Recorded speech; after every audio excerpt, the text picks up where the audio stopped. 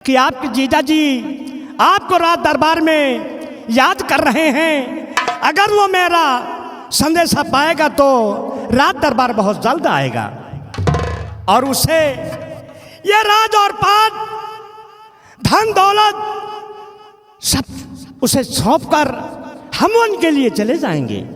जैसे आपकी इच्छा महाराज।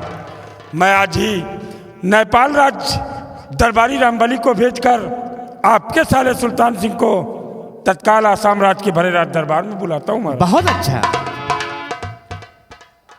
दरबारी रामबली, महाराज के आदेशानुसार इसी वक्त आप अपनी तैयारी कीजिए और नेपाल राज्य के सम्राट महाराज सुल्तान को तत्काल आसाम राज्य लेकर आइए। जैसे आपकी आज्ञा हो। इसी वक्त हम महाराज के ससुराल नेपाल देश जाएंगे और यहाँ की खुशखबरी बताएंगे। जैसे महाराज के साले सुल्तान सुनेंगे और तुरंत तैयार होकर हम अपने साथ लेके आएंगे मंत्री जी।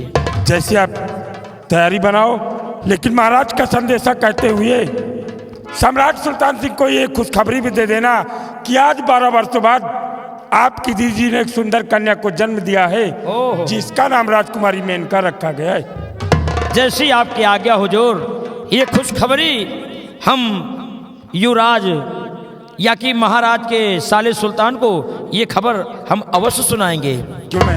अगर ये खबर सुनेंगे तो हो सकता है कि हमारे साथ तुरंत चले आएं। ठीक है, आप आसाम राज्य से नेपाल राज्य जाने की तत्काल तैयारी बनाइए। जैसी आपकी आज्ञा हो और तत्काल रवानगी बनी। महाराज अमर सिंह की।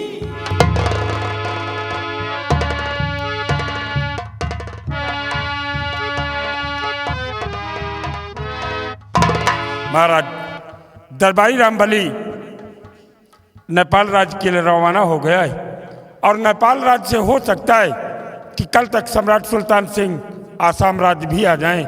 इसलिए मैं सम्राट सुल्तान सिंह के स्वागत की सारी तैयारियां करना चाहता हूं और अपने इस आसाम राज्य को एक नई नवेली दुल्हन की तरह सजाना चाहता हूं महाराज। क्यों नहीं सुल्तान सिंह, क्योंकि युवराज सुल्तान सिंह आए तो वो देखकर खुश हो जाए। क्यों नहीं महाराज, आप राजमहलों में चल के आराम कीजिए, मैं इस आसाम राज्य को सजाने की सारी तैयारी करता हूँ महाराज। बहुत अच्छा। आइए महाराज।